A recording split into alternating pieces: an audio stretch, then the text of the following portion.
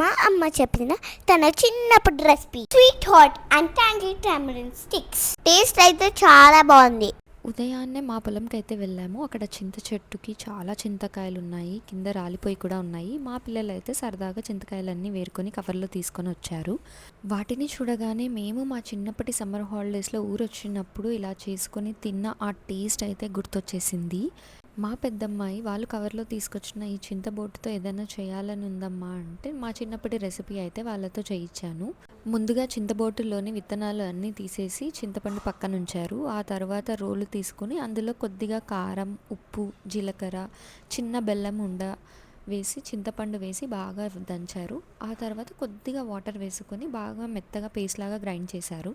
చిన్న ice cream sticks అయితే ఇచ్చాను. బాగా దంచి పేస్ట్ చేసుకున్న ఈ చింతపండు పేస్ట్ని అయితే స్టిక్స్కి పెట్టేసుకున్నారు.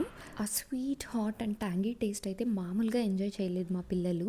మీరు ఈ రెసిపీని సేవ్ చేసుకొని మళ్ళీ ఆ రోజులు అయితే గుర్తు చేసుకోండి.